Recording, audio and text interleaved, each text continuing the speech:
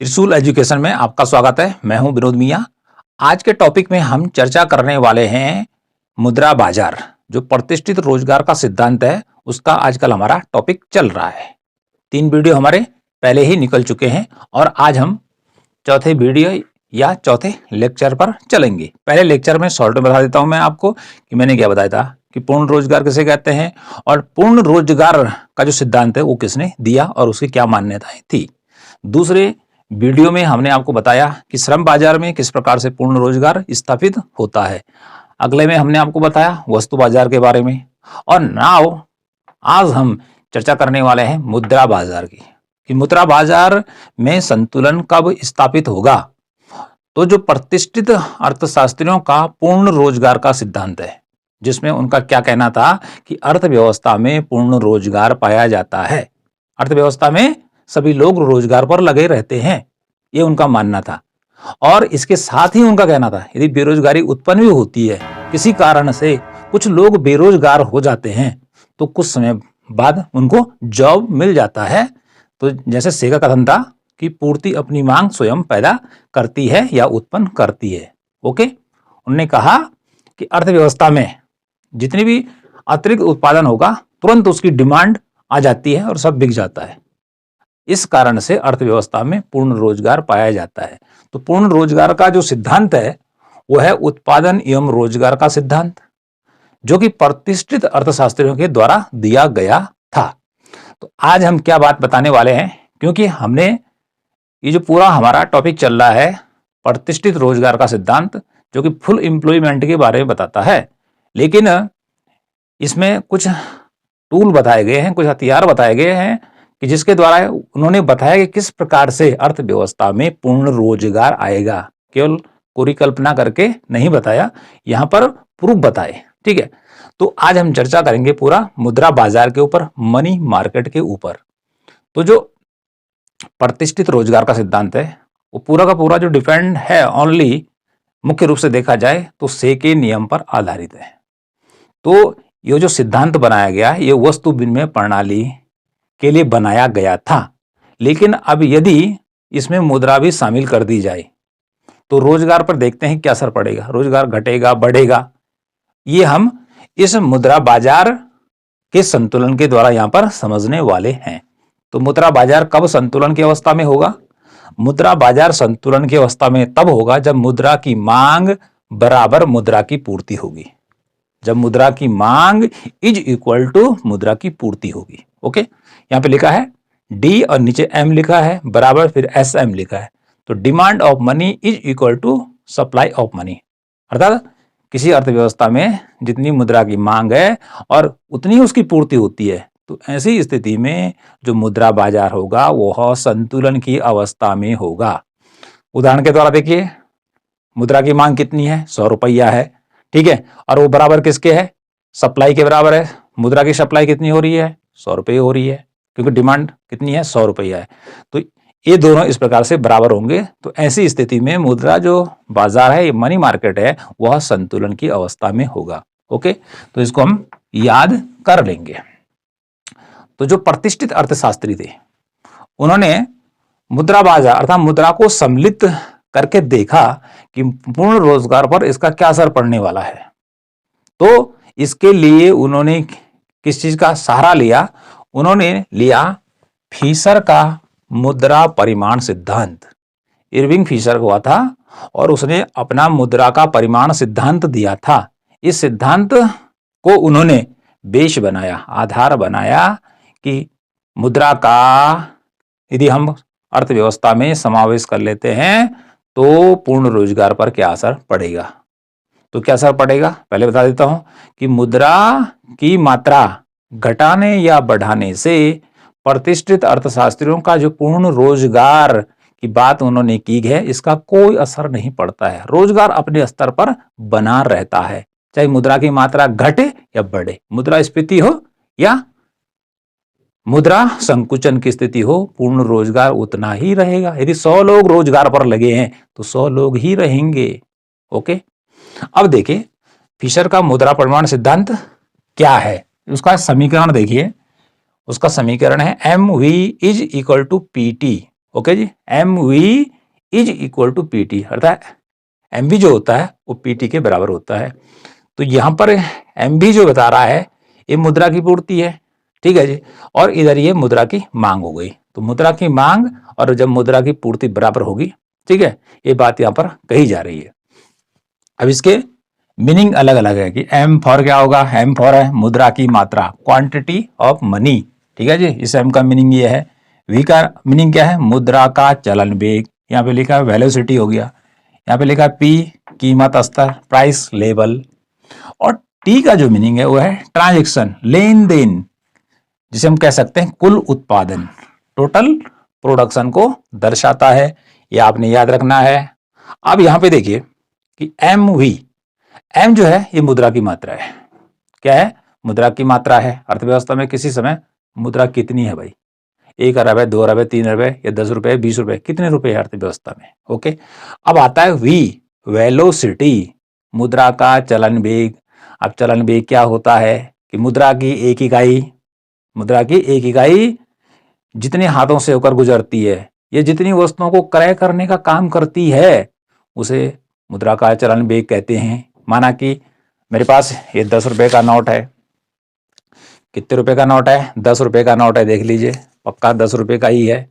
अब ये नोट यदि 10 लोगों के हाथों से गुजरता था, मैंने क्या किया, कोई सामान लिया, मैंने दुकानदार को दे दिया, फिर कोई और आया, फिर उसने अगले को दे दिया, अगले को दे दिया, और माना बात ये नोट 10 बार, ठीक है, वस्तुओं को खरीदने बेचने में प्रयोग किया गया, तो इसका जो चलन वेग होगा वो कितना हो जाएगा, मतलब 10 हुआ, चलन वेग हो गया, माना कि 10 रुपया 10 व्यक्तियों के हाथों से गुजरा, तो 10 रुपए को 10 से गुणा करेंगे तो 10 संख्या 100, तो मुद्रा की पूर्ति कितनी हो जाएगी, 100 रुपये के बराबर मानी जाएगी। तो कुल मिलाकर कहने का अर्थ क्या है कि मुद्रा की एक इकाई, मुद्रा की एक इकाई 1 रुपया जितने व्यक्तियों के हाथों से गुजरता है, तो हमने कहा कि 10 व्यक्तियों के हाथों से गुजरता है तो उसका चलन वेग क्या होगा, 10 होगा। यदि 20 लोगों के हाथों से गुजरता है तो उसका चलन वेग 20 होगा, ठीक है जी। तो जितने रुपए का नोट होगा उसके चलन वेग से उसको मल्टीप्लाई कर दिया जाए तो वह मुद्रा की मात्रा बन जाएगी। ओके, तो इस प्रकार से ये 10 रुपए के नोट का मैंने आपको उदाहरण दिया। अब इस 10 रुपए के नोट को मैं क्या करता हूं, पॉकेट में रख देता हूं। तो चलन वेग समझ में आ गया होगा। ओके, क्योंकि नोट तो खाना तो है नहीं, इसका जो काम है वस्तुओं को खरीदने और बेचने में ही इसका यूज होता है। ओके जी, तो ये एम हो गया, बी होगा, पी क्या है, कीमत स्तर है। कीमत स्तर क्या होता है भाई, कि देश में हम जानते हैं कि जब हम वस्तुओं को खरीदते हैं उनका कोई कीमत होती है प्रत्येक वस्तु की, लेकिन हम यहाँ पर बता रहे हैं औसत कीमत स्तर, कि देश में औसत कीमत स्तर कितना चल रहा है, कि मुद्रास्फीति जिसे कहते हैं, कि देश में कितने 5-6% के आसपास चलती है। ओके, और टी है ट्रांजेक्शन, कितनी वस्तुओं का उत्पादन हुआ देश में एक साल में, एक साल में कितनी वस्तुओं का उत्पादन हुआ, वो टी को दिखाएगा। तो टी को हम क्या करेंगे, पी से गुणा करेंगे तो उसकी वैल्यू कितनी आती है, यहाँ पे आएगी, ठीक है। मुद्रा की मात्रा कितनी है और उसकी वेलोसिटी कितनी है उसको गुणा कर देंगे, ठीक है। तो ये जो है इसके बराबर हो जाएगा, ठीक है। तो ये है किसका, मुद्रा का संतुलन का समीकरण किसके द्वारा दिया गया है, ये दिया गया है फिशर के द्वारा। उसका मुद्रा का परिमाण सिद्धांत है जिसको हम पहले ही पढ़ा चुके हैं। अब इसी को हम यहाँ पे उदाहरण के द्वारा समझेंगे सरल शब्दों में, ठीक है, गणितीय अंकों में। देखिए मुद्रा की मात्रा कितनी है, 50 रुपये है किसी अर्थव्यवस्था में, ठीक है। उस मुद्रा का चलन वेग कितना है, 20 रुपये हमने मान लिया, तो 50 गुणा 20 बराबर 1000 रुपया हो गया। ओके, यही वाला। अब चलते हैं पी पर, कीमत कितनी चल रही है उसमें, कीमत स्तर माना कि 10 रुपये चल रहा है। ओके जी, टोटल उत्पादन कितना है, 100 वस्तुएं हैं, 100 वस्तुएं हैं, ठीक है, और एक वस्तु का प्राइस कितना है, 10 है, तो इसको इससे मल्टीप्लाई कर दीजिए 1000, तो इस प्रकार से 1000 बराबर 1000, ठीक है। तो मुद्रा की जो पूर्ति है और मुद्रा की मांग के बराबर हो गई। तो इसको हमने यहाँ पर आपको किसके, गणितीय अंकों के द्वारा सरल रूप में समझा दिया है। ओके, आई होप आपकी समझ में आ गया होगा। अब आगे बढ़ते हैं, अर्थात मैं जहां जहां चल रहा हूं वहीं आपने नजर डालनी है, क्योंकि बोर्ड पे बहुत कुछ लिखा हुआ है, बोर्ड पे बहुत कुछ लिखा हुआ, लेकिन मैं आपको सिस्टेमैटिक ढंग से ले जाने की कोशिश कर रहा हूं। तो जो प्रतिष्ठित अर्थशास्त्री थे उन्होंने मुद्रा के परिमाण सिद्धांत जो कि फिशर का दिया गया है उसके द्वारा उन्होंने समझाने का प्रयास किया। अब ये क्या समझाने का प्रयास कर रहे हैं इसको यहां समझेंगे अभी धीरे धीरे हम आगे। कि देखिए किसी अर्थव्यवस्था में इन्होंने क्या माना कि जो ये वी है, ठीक है जी, और टी है, ठीक है, वेलोसिटी ऑफ मनी, और ट्रांजैक्शन जो होता है यह लिखा बी और टी स्थिर होता है। ठीक है, बी और टी क्या होता है, स्थिर होता है। जैसे वी हमने 20 मान लिया और टी हमारा 1000 है, तो ये नहीं बढ़ेगा, इसमें कोई परिवर्तन नहीं होता है, नहीं घटता है न बढ़ता है। ओके, स्थिर रहता है। तो तब क्या होगा, इन्होंने क्या कहा कि यदि एम की मात्रा बढ़ती है या घटती है तो उसी समानुपात में कीमत बढ़ती है या घटती है। देखिए क्या कह रहा है, इसको आप याद कर लेंगे और इसको हम यहां पर समझा देते हैं आपको। ये क्या कह रहा है कि यदि मुद्रा की मात्रा है, एम क्या होता है, बढ़ता है। एम मीन्स कि माना कि मुद्रा की मात्रा 50 रुपए की जगह 100 रुपया हो जाती है, 50 रुपए की जगह 100 रुपया हो जाती है। तब ये क्या कह रहा है कि एम की मात्रा बढ़ती है या घटती है तो उसी समानुपात में कीमत बढ़ेगा। यदि मुद्रा की मात्रा 50 रुपए की जगह 100 रुपया हो जाती है, ओके जी, तो तब क्या होगा, इधर का जो पी है कीमत स्तर ये बढ़ जाएगा, अर्थात मुद्रास्फीति होगी तो कीमत बढ़ जाएगी। ठीक है, और उल्टा भी होगा, यदि मुद्रा की मात्रा 50 की, हमने 100 कहा, यदि 50 की जगह 25 हो जाती है तो कीमत स्तर भी कम हो जाएगा, अर्थात महंगाई कम हो जाएगी। ये कह रहे हैं कौन, प्रतिष्ठित अर्थशास्त्री। इनका क्या मानना है कि यदि एम बढ़ता है तो पी भी बढ़ेगा और एम घटता है तो पी भी घटेगा। ओके, लेकिन उत्पादन का जो स्तर है उस पर कोई असर नहीं पड़ेगा, उत्पादन उतना ही बना रहना भैया, उत्पादन उतना ही रहेगा। अर्थात उत्पादन हमने कहा यहां पर 100 इकाई है तो उत्पादन 100 इकाई रहेगी। ओके, केवल मुद्रा का परिमाण बढ़ रहा है, मुद्रा की मात्रा बढ़ रही है, हमारा 100 रुपए से 200 हो जा रही, 300 हो जा रही, 400 हो जा रही, इस प्रकार से बढ़ेगी। ओके, तो इतनी बातें समझ में आ गई होगी। क्या कह रहा है कि यदि एम की मात्रा क्या होती है, बढ़ती है, तो कौन बढ़ेगा, कीमत भी बढ़ेगी। सीधी सी बात है कि जब मुद्रा ज्यादा लोगों के पास आएगी तो ज्यादा क्या करेंगे, डिमांड करेंगे, तो जब वस्तु की ज्यादा डिमांड होती है तो प्राइस बढ़ जाता है। ठीक है, और यदि एम की मात्रा घटती है, मुद्रा की मात्रा कम हो जाती है, लोगों के पास कम पैसा रहता है, तो प्राइस लेवल ऑटोमेटिक नीचे जाता है क्योंकि मांग कम हो जाती है। ओके जी, इसलिए कहा गया है कि जो ये वाला एम है, ठीक है, इसको बढ़ाएंगे तो ये भी बढ़ेगा उसी अनुपात में। ठीक है, और ये घटता है तो उसी अनुपात में प्राइस भी घटेगा, क्योंकि इन्होंने मान लिया कि V और T स्थिर रहता है, मतलब उत्पादन अपनी जगह वहीं पूर्ववत बना रहता है। आगे पढ़िए, देखिए क्या बोले प्रतिष्ठित अर्थशास्त्री, मुद्रा केवल विनिमय का माध्यम है। क्या बोले कि विनिमय का माध्यम अर्थात वस्तुओं को खरीदने और बेचने के लिए ही मुद्रा का इस्तेमाल किया जाता है। ओके, इसको याद रखना है। अगला देखिए, मुद्रा की मात्रा में परिवर्तन केवल कीमत स्तर को प्रभावित करता है। यदि मुद्रा की मात्रा बढ़ती है तो कीमत स्तर बढ़ता है। कीमत स्तर माना कि यहां पर हमारा दे रखा है 10, तो 10 से बढ़कर 20 हो जाएगा। ठीक है, यदि मुद्रा की मात्रा 50 रुपए की जगह 100 रुपए हो जाती, कीमत बढ़ जाएगी। ठीक है, लेकिन उत्पादन कितना रहेगा, 100 ही रहेगा, उत्पादन उतना ही रहेगा। कुल मिला के क्या है कि जो उत्पादन 100 है, 1000 रुपए में बिक रहा है, हो सकता है कि बाद में वही उत्पादन उतनी मात्रा 2000 रुपए में बिक जाए। तो ये क्या कह रहा है कि मुद्रा की मात्रा में परिवर्तन, परिवर्तन का मतलब यदि मुद्रा की मात्रा बढ़ती है तो कीमत स्तर को प्रभावित करेगा, जबकि उत्पादन पूर्ववत बना रहेगा। यदि उत्पादन बढ़ जाता है तब तो कोई दिक्कत नहीं है, लेकिन इन्होंने मान लिया कि उत्पादन उतना ही रहेगा, केवल मुद्रा की मात्रा बढ़ी, सरकार ने पैसा डाल दिया और ठीक, खरीदार हो गए ज्यादा और उत्पादन है कम, तो उत्पादन की मांग होगी ज्यादा। तो जब भी किसी वस्तु की मांग ज्यादा होती है और उसकी पूर्ति कम होती है तो ऐसे में क्या होता है, कीमतें बढ़ती हैं, उछाल खाती हैं। पूर्ण रोजगार पर इसका कोई प्रभाव नहीं पड़ेगा। ये बात इन्होंने कही कि मुद्रा स्फीति बढ़ भी जाती है लेकिन उत्पादन तो उतना ही है भाई, वो फुल एम्प्लॉयमेंट का पॉइंट है, तो रोजगार पर कोई असर नहीं पड़ेगा, केवल कीमतें बढ़ेंगी या घटेंगी। ओके, यदि मुद्रा की मात्रा दोगुनी कर दी जाए, क्या कहा इन्होंने, यदि मुद्रा की मात्रा दोगुनी कर दी जाए तो कीमत स्तर भी दोगुना हो जाएगा। इन्होंने क्या कहा कि मुद्रा की मात्रा यदि 10 है और उसका 2 गुना कितना हो जाएगा 20 है। तो यदि मुद्रा की मात्रा 2 गुनी कर दी जाए, ठीक है, 20 कर दी जाए और कीमत स्तर यदि 5 है तो उसका 2 गुना कितना हो जाएगा 10। ठीक, तो क्या कहा, यदि कीमत स्तर 2 गुना कर दिया जाए, ठीक है, क्या कहा इन्होंने, यदि मुद्रा की मात्रा 2 गुनी कर दी जाए तो कीमत स्तर भी 2 गुना हो जाएगा, 5 की जगह 10 हो जाएगा। ओके, और इसका उल्टा भी कहा इन्होंने कि यदि मुद्रा की मात्रा आधी कर दी जाए, ऐसा 20 का आधा कितना होगा 10, आधा कर दी जाए तो कीमत स्तर भी क्या होगा, आधा हो जाएगा, 10 का आधा 5 हो जाएगा। ये यहां पर लिखा गया है।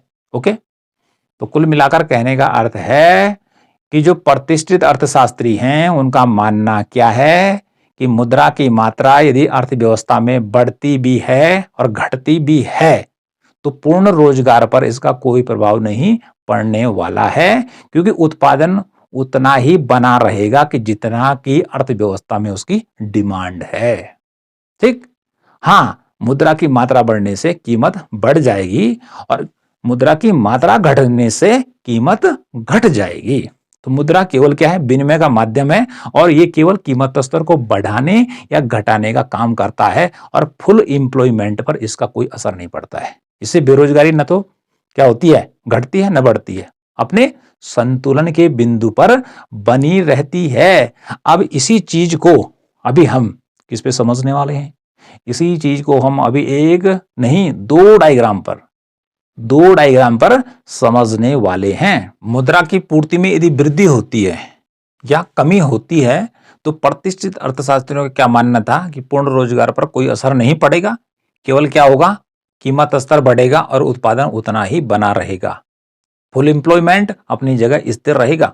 ओके, तो अभी हम इसी चीज को यदि मुद्रा की मात्रा बढ़ा दी जाए, मुद्रा की मात्रा यदि 1 अरब से 2 अरब हो जाए, 3 अरब हो जाए या 10 रुपये से लेकर 20 रुपये हो जाए तो क्या होगा, उत्पादन पर क्या असर पड़ेगा, ठीक है, और प्राइस लेवल बढ़ेगा या घटेगा। तो दो प्रकार के रेखा चित्र यहां पर बन सकते हैं। ये वाला जो रेखा चित्र में इसमें बताने वाला 1 नंबर का, इसका जो नीचे वाला का टाइटल रहेगा कीमत स्तर, प्राइस लेवल, इस पर दिखाया जाएगा कि कीमत बढ़ती है या घटती है, और इस पे दिखाएंगे कुल उत्पादन या इसको कहेंगे आउटपुट। ठीक है, तो देखिए यहां पर हम किसी भी बिंदु को थोड़ा ऊपर ले लेंगे, कोई भी, इस पे लिख देंगे क्यू, ठीक है, और एक इस पे हॉरिजॉन्टल लाइन इस प्रकार से ड्रॉ कर लेंगे। ठीक है, ये क्यू क्यू हो गया। क्यू का मीनिंग क्या है, क्वांटिटी, कुल उत्पादन की ये रेखा है। अब ये रेखा क्या बता रही है, एकदम से पड़ी रेखा है, किसके समांतर, इसी के। तो ये रेखा ये बतला रही है कि उत्पादन अपनी जगह यहां से लेकर, अर्थात यहां से लेकर इतना उत्पादन है, ओ से लेकर क्यू तक उत्पादन है, इससे ऊपर उत्पादन नहीं बढ़ाया जा सकता है। ओके, इसलिए जब भी उत्पादन स्थिर रहेगा तो इस प्रकार की पड़ी रेखा आएगी। तो ये वाला जो उदाहरण मैं आपको बता रहा हूं, एमएल झिंगन की जो क्या है, मैक्रो इकोनॉमिक्स है, उस पर ये डायग्राम बना हुआ है। ठीक है, और एचएल आहूजा की किताब जो है उसका डायग्राम हमारा अभी इस पर बनेगा। दोनों का जो मीनिंग है एक ही है, रेखा चित्र अलग अलग हो सकता है, ऊपर नीचे हो सकता है, लेकिन मीनिंग एक ही आएगा, अभी आप समझ जाएंगे। अब हमने क्या करना है, किसी भी पॉइंट पे हम क्या करेंगे, यहां से एक लाइन ड्रॉ कर देंगे। ओके जी, ये है, ये हो जाएगा एम हुई। ठीक है, एम हुई जो अभी हमने आपको बताया था कि एम हुई is equal to P T, ये वाला जो फॉर्मूला है किसका, ये फिशर का फॉर्मूला है, और इसी फॉर्मूले का यूज जो है क्लासिकल इकोनॉमिस्टों ने, क्लासिकल इकोनॉमिस्ट कौन थे, ये प्रतिष्ठित अर्थशास्त्री थे। ठीक है, अब यहां पर देखिए, यहां पर ये मुद्रा, यहां पर क्या है, क्यू क्यू, ये जो है कुल उत्पादन की रेखा है। ठीक है, यहां से एक रेखा ड्रॉ करनी है, मुद्रा की पूर्ति है। ओके जी, क्या है ये, मुद्रा की पूर्ति की रेखा है, और ये है उत्पादन। तो उत्पादन से हम देखेंगे कि मुद्रा पूर्ति का और उत्पादन का क्या संबंध है, क्योंकि उत्पादन को खरीदने के लिए, ठीक है, मुद्रा की जरूरत पड़ती है, सेवाओं को खरीदने के लिए मुद्रा की जरूरत पड़ती है। आपने कुछ नहीं करना है, एक लाइन यहां से ड्रॉ कीजिए, ये मुद्रा की पूर्ति की रेखा यहां से नीचे कर दीजिए। ठीक है जी, यहां पर कीमत स्तर है पी लिख दीजिए, ये पहला कीमत स्तर है, यहां पर एम भी लिख सकते हैं इस पॉइंट पे। ठीक है जी, माना कि यहां पर मुद्रा की जो पूर्ति है, ठीक है, मुद्रा की पूर्ति है, और जो मांग है इधर पीटी, क्योंकि मांग किसके लिए हो रही है? उत्पादन को खरीदने के लिए या उत्पादन को बेचने के लिए मुद्रा की मांग हो रही है। तो ये पड़ी रेखा आप खींच देंगे, ये है कुल उत्पादन की या आउटपुट की रेखा है। नीचे हमारा कीमत स्तर है, हमने यहां से मिला दे पीए, याद हो तो कोई बात नहीं है। ओके जी। अब क्या कहा जा रहा है, यदि मुद्रा की मात्रा बढ़ती है, मुद्रा की मात्रा बढ़ती है तो क्या होगा? तो ऐसी स्थिति में हम क्या करेंगे, इसके दाईं तरफ, ठीक, इधर से एक लाइन और ड्रॉ कर दीजिए, ठीक है जी, और ये हो जाएगा एम भी डैश कर दीजिए, और ये रेखा इसको यहाँ पे हो गया M1 कर दीजिए, ये है M1, इसको नीचे लाइए, ठीक है, और यहाँ पर देखिए इस पे लिख देंगे P1। अब देखिए क्या हुआ, पहले वाला तो ये कंडीशन थी, अब देखिए मुद्रा की मात्रा यहां से बढ़कर अर्थात P से लेकर P1 मुद्रा की मात्रा को बढ़ा दिया गया, मुद्रा की मात्रा ही बढ़ी, लेकिन जो उत्पादन है वो अपनी जगह खड़ा है, क्योंकि उत्पादन की रेखा एकदम से पड़ी हुई है। तो उत्पादन की जो स्थिति है, उत्पादन उतना ही है। तो क्या हुआ, यहां से लेकर और यहां तक अर्थात P1 क्या हुआ, PP1 जो है कीमत बढ़ी, इतनी कीमत में इजाफा हुआ, कीमत बढ़ी लेकिन उत्पादन उतना ही रहा। ओके, ये दर्शा रहा है। तो इस प्रकार का आप डायग्राम बना लेंगे। ओके, तो इसलिए आउटपुट उतना ही है, उत्पादन उतना ही है। माना कि उत्पादन यहाँ पे 100 कुंतल है और 100 कुंतल का प्राइस पहले कितना है, इतना है, लेकिन फिर क्या हुआ, मुद्रा और डाल दी सरकार ने बाजार में, ठीक, तो क्या होगा, उत्पादन तो वहीं का वहीं बना है, तो इतना जाके प्राइस लेवल आगे जाके बढ़ जाए, कीमतें बढ़ जाएंगी। ओके जी। तो कुल मिलाकर रोजगार पर असर नहीं पड़ने वाला है, क्योंकि रोजगार कहां से आएगा, उत्पादन से आएगा। कहां से आएगा, उत्पादन से आएगा। तो जितना उत्पादन है वो तो अपनी जगह खड़ा है, केवल मुद्रा की मात्रा बढ़ी P से लेकर P1। तो इस प्रकार से ये मुद्रा की पूर्ति की रेखा है। ओके जी, ये पहली वाली है, ये दूसरी वाली, इसने इसको बढ़ाने का काम किया, केवल कीमत स्तर बढ़ा। किताबों में उल्टा नहीं मिलेगा आपको। अब उल्टा भी हो सकता है कि इधर की तरफ तो क्या हुआ, मुद्रा की मात्रा बढ़ी तो कीमत इधर को बढ़ी, और यदि इसी को पीछे कर दिया जाए जी, ठीक है, ये MV यहाँ पे डैश की, तो यहाँ पे डबल डैश कर दीजिए। तो यदि मुद्रा की मात्रा को कम करते हैं तो ठीक है, ये P1 हुआ तो ये P2 हो जाएगा, ठीक है जी। तो क्या होगा, यदि मुद्रा की मात्रा कम कर दी जाती है तो क्या होगा, प्राइस लेवल पीछे चला जाएगा, कीमतें घटेंगी, लेकिन उत्पादन अपनी जगह उतना ही बना रहेगा। यही प्रतिष्ठित अर्थशास्त्रियों का मानना था कि यदि मुद्रा की मात्रा को बढ़ाते हैं लेकिन उत्पादन अपनी जगह इतना ही है, ठीक, तो मुद्रा की मात्रा बढ़ेगी। जब हमने यहां से यहां तक मुद्रा की मात्रा को बढ़ाया, यहां से ये वाली लाइन से, तो यहां से लेकर यहां तक मुद्रा की मात्रा बढ़ी तो केवल कीमत बढ़ी। कहां से लेकर यहां से यहां तक कीमत बढ़ी। अगले बार हमने दिखाया यदि मुद्रा की मात्रा को कम कर देते हैं और ये ठीक है MB डबल डैश कर दिया तो मुद्रा की मात्रा कम हो गई, उत्पादन उतना ही है, तो कीमत ठीक है पीछे की ओर जाएगी, ठीक है, P से P2 कम हो जाएगी। ओके, लेकिन आउटपुट क्या है, उतना ही है। अब अगले पे चलते हैं। ये जो मैंने आपको बताया ये तो झिंगन की किताब का उदाहरण है।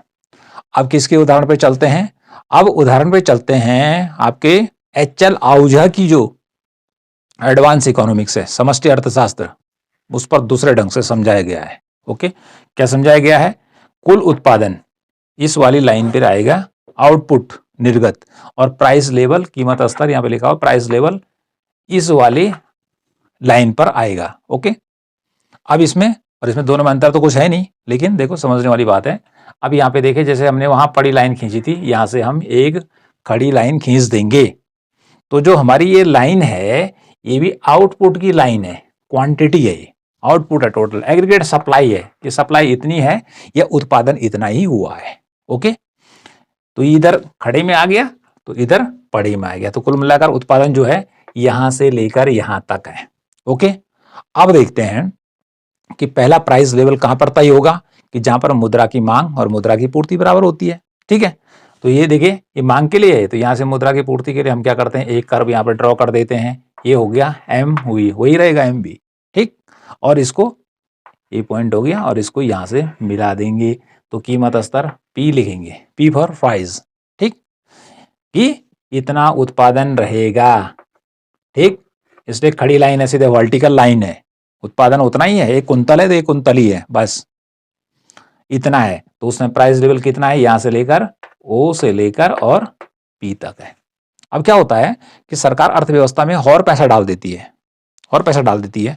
अब क्या होगा, अगली लाइन हमें ऊपर की तरफ शिफ्ट करनी पड़ेगी और इस पे लिखना पड़ेगा MV डैश। तो क्या होगा, उत्पादन तो मेरे भाई इतना ही है, लेकिन मुद्रा की मात्रा बढ़ा दी, अब इसको यहां मिलाइए तो क्या होगा, कीमत स्तर अर्थात कीमत बढ़ जाएगी, अर्थात इतने ऊपर कीमत चली जाएगी, लेकिन उत्पादन उतना ही रहेगा।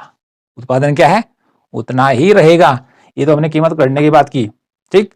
और यदि एक लाइन और हम ड्रॉ कर लें, कीमत यदि घटती है अर्थात मुद्रा की मात्रा क्या होती है, अर्थव्यवस्था में कम होती है, तो MV डबल डैश, तो ऐसी स्थिति में इसको यहां मिलाइए तो ये हो जाएगा, ये होगा P1 और ये हो जाएगा P2। तो इतना हमारा कीमत घट जाएगा लेकिन आउटपुट उतना ही रहेगा। तो जब आउटपुट या उत्पादन उतना ही है तो हमारा जो रोजगार है उतना ही बना रहेगा, केवल कीमतें बढ़ने या घटने का काम करेंगी। ओके, तो इस प्रकार से जो ये फिशर का समीकरण है, इरविंग फिशर का, इस समीकरण का इस्तेमाल करके जो प्रतिष्ठित अर्थशास्त्री थे, जिनको कि हम इंग्लिश में क्लासिकल इकोनॉमिस्ट कहते हैं, उन्होंने इस प्रकार से मुद्रा बाजार के संतुलन को बतलाने का काम किया है। किताब में आप केवल इधर आगे की तरफ देखेंगे, बढ़ते क्रम में हमने आपको बैक में भी दिखा दिया, यदि मुद्रा की मात्रा और बढ़ती है अगला कर्व खींचेगा, अगला खींचेगा, ठीक है।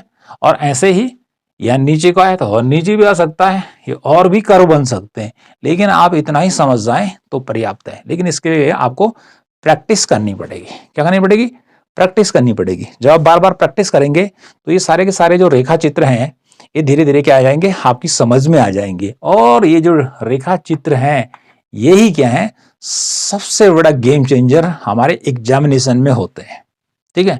उतना प्रभाव जो है वो लिखने का नहीं पड़ता है जितना कि इन फिगरों का पड़ता है। और जो हमारे कॉम्पिटिटिव एग्जाम है उसमें तो पॉइंट पूछे जाएंगे, कौन से पॉइंट पे क्या होगा। इसलिए हमने जो classical theory of output, income and employment कई पार्टों में बांटा है। यदि आप इसको समझ गए अलग अलग चैप्टर करके तो फिर तो आपके सारे कॉन्सेप्ट क्या हो जाएंगे, क्लियर हो जाएंगे।